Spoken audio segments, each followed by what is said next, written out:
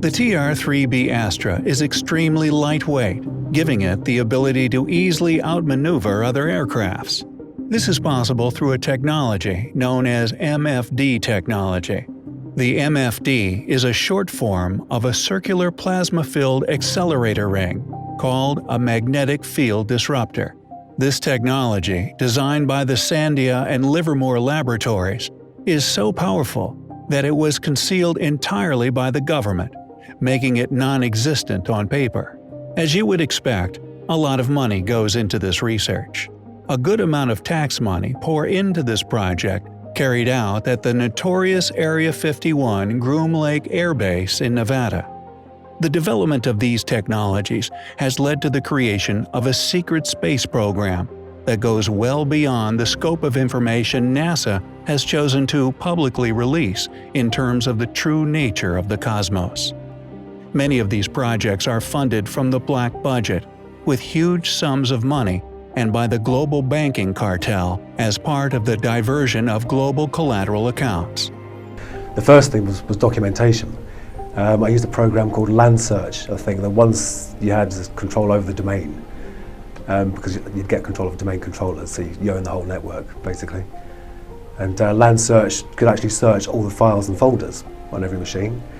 And obviously it's hard because things aren't going to be called secret UFO data.pdf, are they? So, but I'd scan and look for documents, etc., and I found an Excel spreadsheet that was actually called, or at least in the heading of the column, it said non-terrestrial officers. And I was like, my bloody God, that's just non-terrestrial officers. Non-terrestrial officers with ranks and names, and then a separate sheet with tabs for material transfer between ships.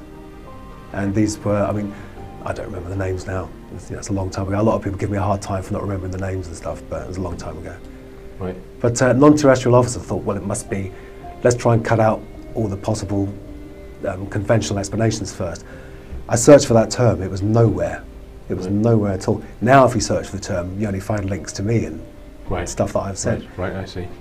So it wasn't a standard thing in the military at all. Right. So I took that to be, they must have a secret space-based... So the non-terrestrial officers, what, it couldn't be astronauts?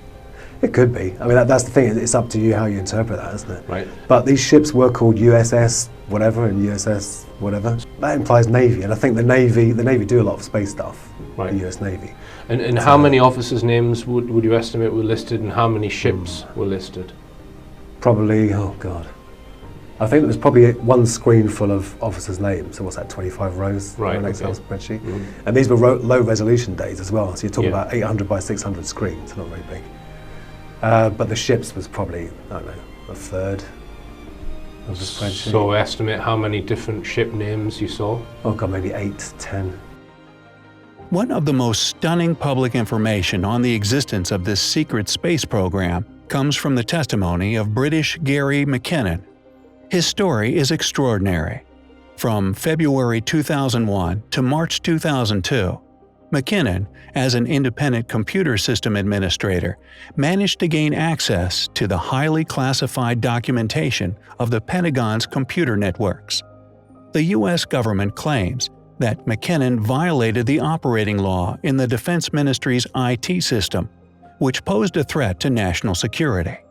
The government tagged McKinnon as hacker and cyber terrorist.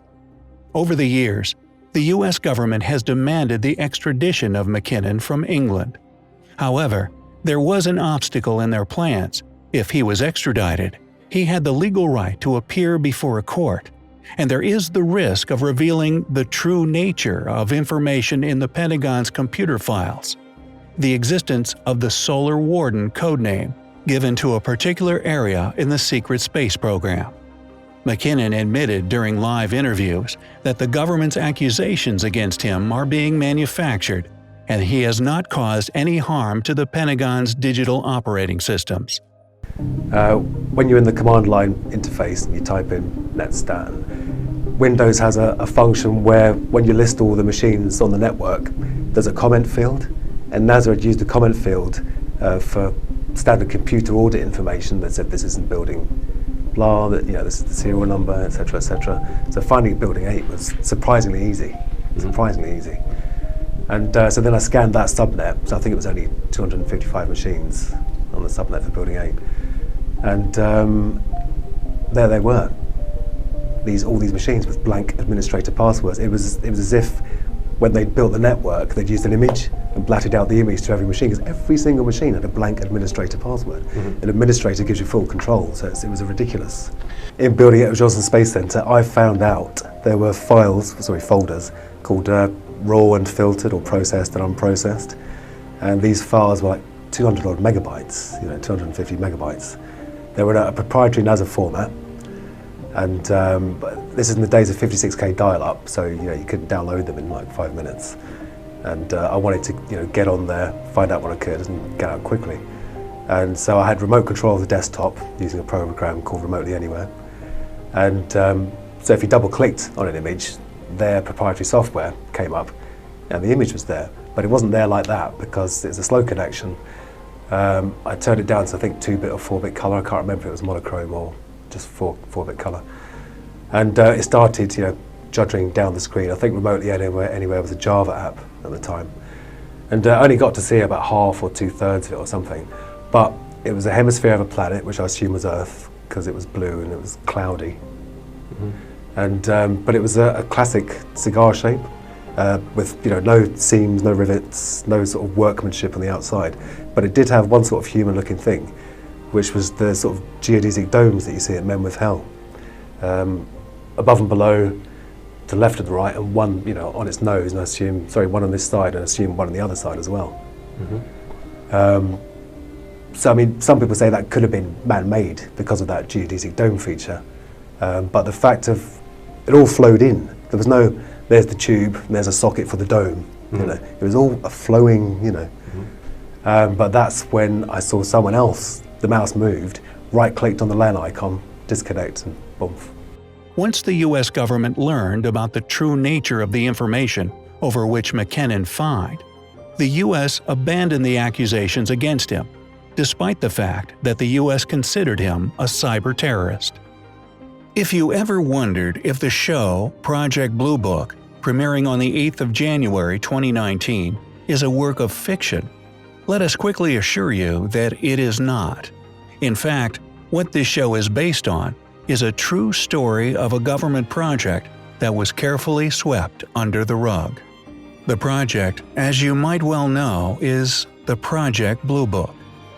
Project Sign officially argued that these UFO sightings were authentic and hinted that they were in fact extraterrestrial in nature. But higher-ups in the military stepped in and redacted those statements, canceled Project Sign, turned it into Project Grudge, which ultimately became Project Blue Book. What you may think you know about the project might not be completely true. However, we shall now try to delve into what really happened with this investigation, what its mission is, and why it had to be aborted and kept classified for a long time. To go back to the beginning, we have to head as far back as 1947. This was just as the Cold War was starting. On July 7, 1947, at Edwards Air Force Base, then called Muroc Air Base, Major J.C. Wise was sitting in his XP-84 fighter jet experimental aircraft when he noticed that people on the ground were watching an object off in the distance. There was suspicion in the air, and there were many reasons for this. So, when a businessman and pilot known as Kenneth Arnold made a report on June 24, 1947, it quickly raised the fever. Later, when asked by a reporter to describe how they flew, Arnold said their motion was like saucers skipping over water. In the papers the next day, the world first saw the term flying saucer. Right here we've seen something, I've seen something, hundreds of pilots have seen something in the skies. We have dutifully reported these things. And we have to have 15 million witnesses before anybody's going to look into the problem seriously? Why, this is utterly fantastic. This is more fantastic than than flying saucers or people from Venus or anything. After the sighting, it was actually required that all officers fill out a form if they saw anything that might be regarded as a UFO or a flying saucer. And in addition to that, they were told not to discuss their sighting or what was on their report with anyone. Kenneth's report was clear and direct. He had observed 9 flat disc-like aircraft near Mount Rainier, Washington. They were flying at incredibly high speed. His description of them was so vivid, and the press, who quickly dubbed those aircrafts as flying saucers, was the beginning of thousands of other similar reports. In fact, between that first incident in 1947 and when Project Blue Book was terminated in 1969, a total of 12,618 sightings of strange things moving in the sky had been reported across the United States. Considering the way the U.S. government has labeled UFOs top secret, we have to at least be open to the possibility that higher-ups within the U.S. government, or even those higher than the U.S. government, are absolutely aware of extraterrestrial involvement in human affairs and have sought to cover up this phenomena for the past 6 decades.